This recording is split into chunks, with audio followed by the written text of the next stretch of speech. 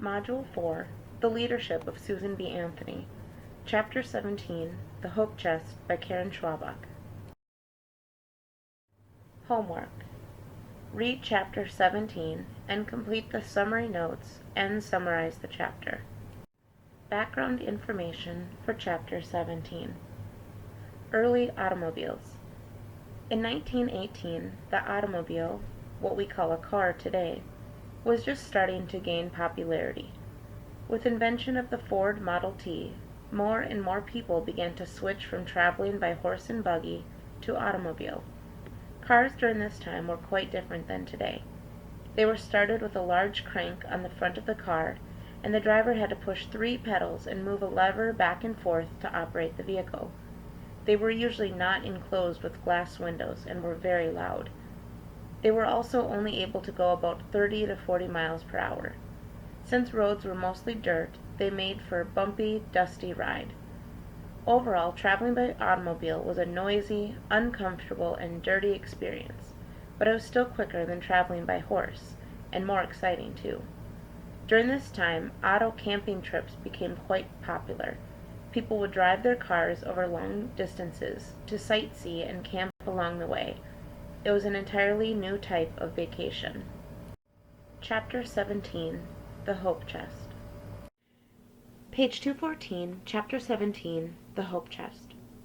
Why would they run away? Violet asked as she and Chloe dashed back down the stone steps of the Capitol Hill. If they're against the amendment, why not just vote no? Because they promised us their votes, Chloe explained breathlessly. It was much too hot for all this running, and it's easier to run away than go back on a promise. Fortunately, the Hope Chest started after a few turns of its crank. Violet was just climbing into the passenger seat when Myrtle came running up, out of breath, and holding a toothbrush in her hand. "Violet! Miss Chloe! Mr. Martin!"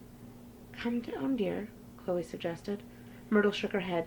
"They've arrested Mr. Martin." Page 215. Chloe went pale. "Who?" "Agents," said Myrtle. "They hit him and told him he wasn't an American." "Violet, turn the car off and wait here," Chloe said. She followed Myrtle, and both of them went charging off down Union Street. Violet watched them go. Should she follow them? No. She was worried about Mr. Martin, but whatever there was to be done for him, Chloe and Myrtle were going to do.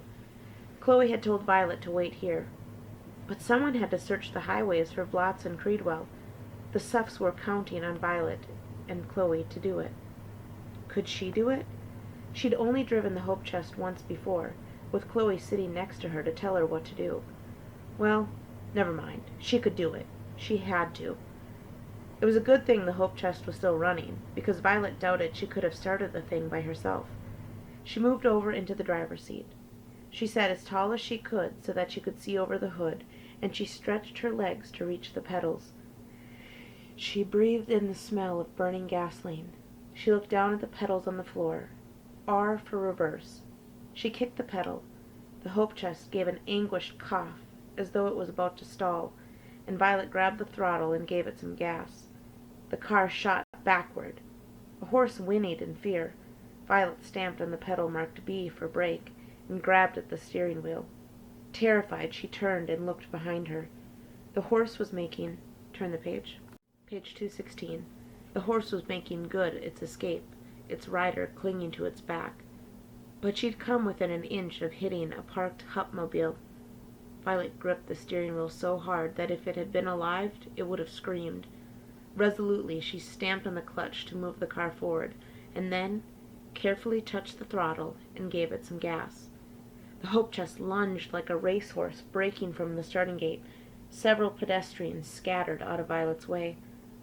She didn't remember the car going this fast when she drove it with Chloe, but the paved street offered less resistance than the grassy field. The car surged down the street. Violet clasped the steering wheel tightly and concentrated on staying in the exact middle of the street. She knew you were supposed to drive on the right, but that looked too difficult. There were so many things a person could hit on the side of the road. Cars and lampposts and people. She thudded over the trolley tracks. The thing was going much too fast, and she wasn't even touching the throttle. She half stood, trying to see the road better. She seemed to be hurtling at things and people on both sides, and each time she cranked the steering wheel to avoid something else sprang up in her path. She couldn't imagine why anyone would want to drive a car. This was horrible, like a nightmare. She was supposed to turn left up here, she knew, to get to the highway. But how did you slow down to turn? She cranked the steering wheel to the left, and the Hope Chest veered wildly, rocking onto two wheels and then hitting the pavement again hard. Page 217. "Reduce the spark!" a woman screamed at her from the sidewalk. Out of the corner of her eye, Violet noticed that a lot of people were staring at her. Violet looked down to find the lever on the steering wheel that controlled the spark, and the Hope Chest climbed up onto the sidewalk. People fled, screaming. "I'm sorry!" Violet yelled as she got the car back onto the road and got the spark down. Now the Hope Chest was much quieter, and it didn't seem to want to go as fast. It coasted slowly to a stop, coughed, belched out a cloud of burned-smelling black smoke, and almost stalled before Violet grabbed the throttle lever, and it jumped forward again. This time she kept her eyes on the road, and kept driving right down the middle. "I don't care what anyone says," she heard a woman on the sidewalk say. "There ought to be a law against children driving those things." She had the hang of it now. The important thing was to keep moving, because otherwise the Hope Chest might stall and she wouldn't know how to start again. And none of that agitated crowd on the sidewalk would help her. "Which way to the highway?" she called. Several people pointed, and someone called, "Left at the corner, and take your second right." Behind her, Violet heard a bell clanging angrily. It was... Turn the page. Page 218. It was a trolley car. Violet was driving right down the trolley track in the middle of the street. She looked over to the side where she was supposed to drive, but the space looked too dangerously narrow. Well, the trolley would just have to follow her. Soon Violet had left the trolley track and the city behind, and the Hope Chest was bouncing merrily along a rutted dirt road into the country. Violet could see why Chloe liked the Hope Chest so much. This was glorious. It made you feel free, as if you had no bonds at all, nothing to hold you back from going wherever you wanted and doing whatever you felt needed to be done. She saw a car up ahead on the edge of the dusty highway. She took her hand off the throttle and slowed down. A cream-colored Oakland Sensible 6 was stopped beside the road, and a man was kneeling in the dust beside it, staring at a rear wheel. Violet pulled up beside the Oakland and stopped the Hope Chest carefully, not letting it stall. The man looked up. He was in his 40s and had rather a seedy look of a drummer, perhaps because he left his hat on, although he'd taken off his jacket and pulled his sleeves up under his sleeve garters. "Are you Mr. Creedwell or Mr. Blotz?" Violet called to him. "Beg pardon?" said the man, standing up, brushing dust off his knees. "You'll have to turn that thing off. I can't hear you." Page 219. With a sigh of regret, Violet let the Hope Chest stall. "Are you Mr. Credwell or Mr. Blotz?" The man tipped his hat politely. "Credwell. Got a flat. And me without a spare." "Well, that was one of the runaway legislators found, anyway. Where's Blotz?" she said. "I don't know," said Mr. Credwell, shrugging. "The committee's about to meet to vote on whether to send the ratification bill to the floor," Violet said. "You're supposed to be there to vote." "Oh, is it?" Mr. Credwell looked off into the middle distance. "I guess it was in my memorandum book, but I must have forgotten to look at it." Violet almost pounded the steering wheel in frustration. Did this man have no idea how much his vote mattered to Chloe, and to women who had to wait in train stations for their sons' coffins to come home from France, and to a few million other people, including, now that Violet thought about it, herself? "Mr. Credwell, please come back to town at once." Mr. Credwell shuffled his feet in the dust, with the guilty look of a boy caught skipping school. "Sure, I was just headed back." His car was pointed the other way. Mr. Credwell chivalrously offered to turn the crank to start the Hope Chest. Violet worked the levers. It took them quite a while to get the thing started, because she didn't have a good ear for it yet. "You know why they call it a runabout, don't you?" said Mr. Credwell. Turn the page. Page 220. Violet had heard this one before, but they were all supposed to do their best to keep the legislators in a good mood, so she said, "Why?" "Because it'll run about a mile before it breaks down." "Ha ha," said Mr. Credwell. Violet smiled politely. "Ha ha. Please get in, Mr. Credwell. Do you, mind if I drive, Miss, "Miss Mayhew," said Violet, "and yes, I do." Mr. Credwell humbly climbed into the hope chest, and permitted himself to be driven back into town. He asked Violet to stop at a garage so he could get a spare, so Violet did. But once he got it, she went right on driving back to the Capitol. Miss Pollitzer had caught the other legislator, Blotz, trying to escape on the Interurban, the electric train system that connected cities from the East Coast to Mississippi. That night, the committee voted 10-8 to send the Susan B. Anthony amendment to the floor. Without Mr. Blotz and Mr. Credwell, Violet realized, the vote would have been tied.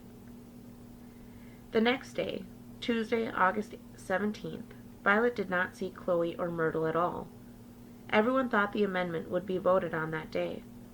Violet went to their usual noon meeting place at Max Bloomstein's pharmacy, but Chloe did not show up. Violet slowly sipped a chocolate phosphate through a paper straw and worried. What if they had arrested Chloe, too? Page 221. Why would they, though? Chloe hadn't done anything.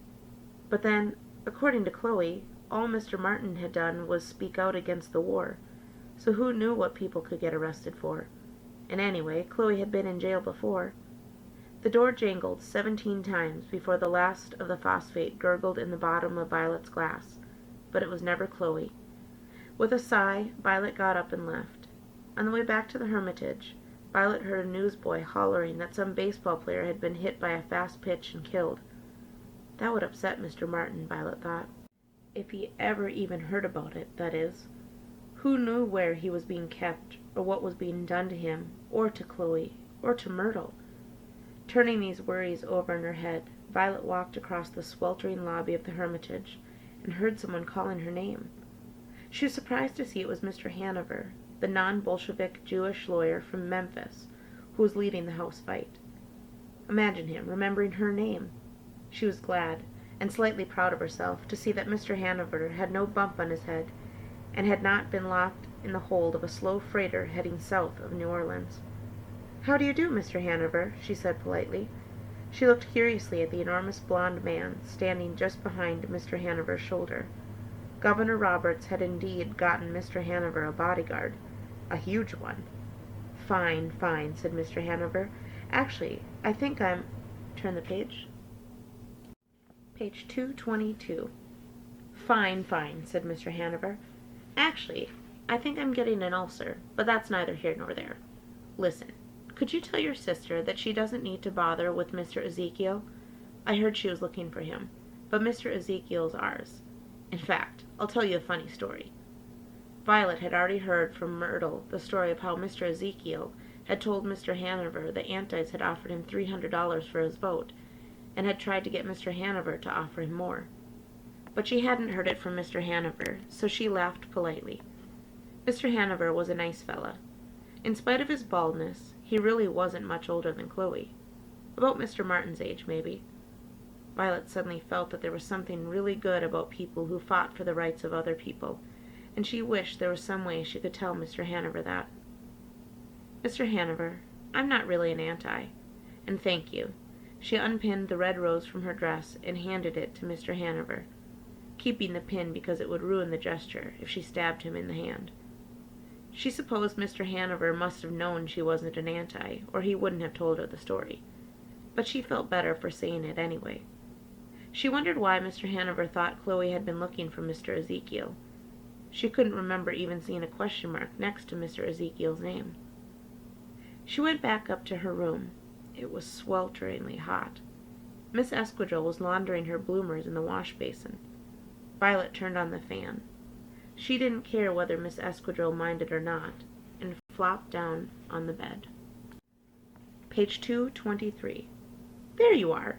Miss Esquidrille came out from the bathroom and hung a pair of black bloomers on the line she'd strung. "You know the House might vote today. We're all supposed to go up there and show the colors. Where's your rose?" "I'm not wearing it any more," said Violet. "I'm for woman suffrage, Miss Esquidrille." Surprisingly, Miss Esquidrille took this in stride.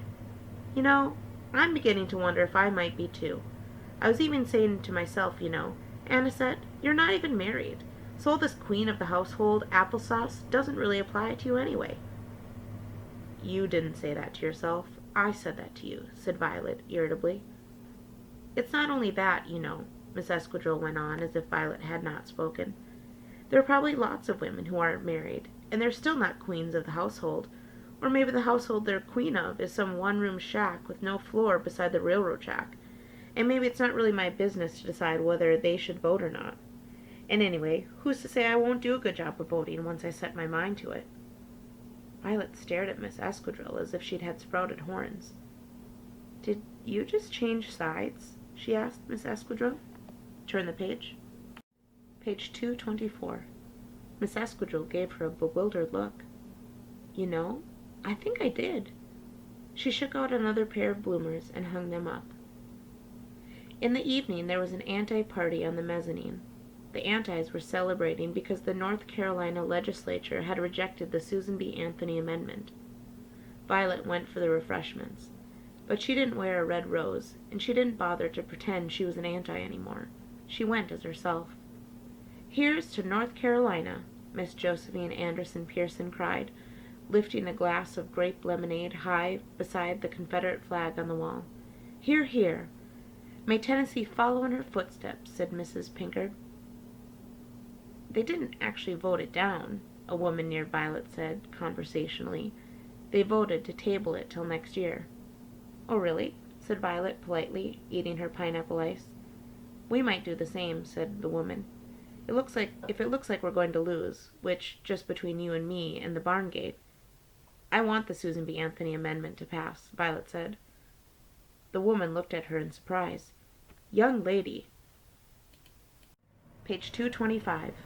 That would be the worst thing that could happen to American womanhood. Why? Said Violet. I can think of lots worse things that can happen to American womanhood. Like right now, when we're taxed but not represented, and we can go to jail for breaking laws we didn't pass. She thought of Chloe, Myrtle, and Mr. Martin, and wondered if they were all in jail now. And if they weren't, why hadn't she heard from them? That shows how much you know, said the woman angrily. Woman has a great deal more political power now than she'd have if she got the vote. Right now, when a woman goes to a congressman or senator and asks him for something, he knows that she's completely disinterested. She has no political stake in what she's asking for. It seems to me that would only work if he doesn't have any political stake in what she's asking for either, Violet said. Young lady, did you just contradict me? Violet thought about what she'd said. I guess so. You're a very badly brought-up young lady. No, I'm not, Violet contradicted again.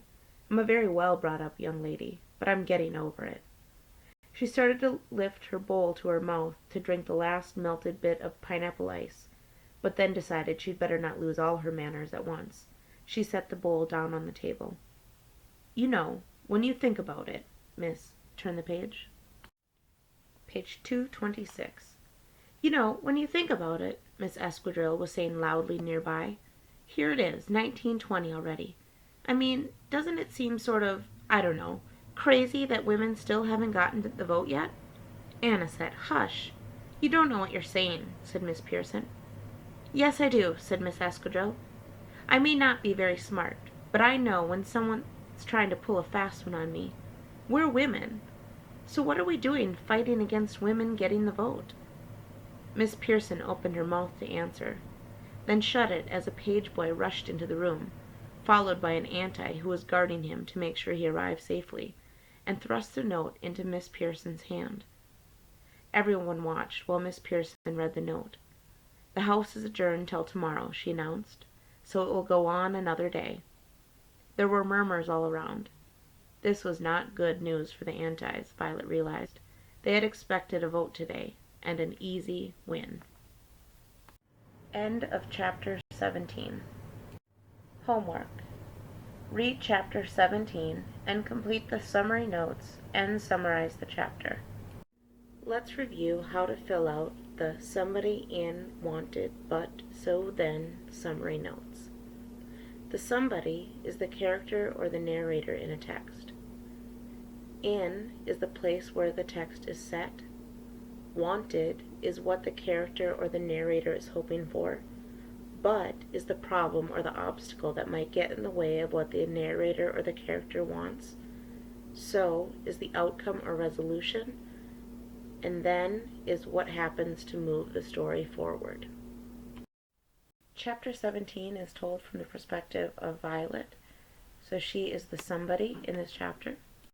She's still in Nashville. In this chapter, it starts off with Violet and Chloe heading out to find the missing legislators. So that's what Violet wanted to do, was to help out by finding them. But just as Chloe and Violet are about to leave, Myrtle shows up and tells them blank. Then Chloe and Myrtle take off, leaving Violet in the hope chest. So then Violet decides to take matters into her own hands, and she drives off in the hope chest, but she's not very good at driving, so she nearly gets into many accidents. But soon enough she figures it out. Then she does find one of the men on the side of the road and brings him back to Nashville, where he votes to bring the bill to the floor. Violet still doesn't know what has happened to blank. Pause the video if you need more time to complete the work on your homework. Now it's time to write the summary for Chapter 17. Remember, you should start with the words in Chapter 17, and then you're going to fill in the rest of that summary using the notes. Remember that this chapter mostly focuses on Violet and what she does, so you can stick with her as the somebody and then kind of go through the whole chapter just highlighting and summarizing the most important information, which is all highlighted in the summary notes. Good luck. End of Chapter 17.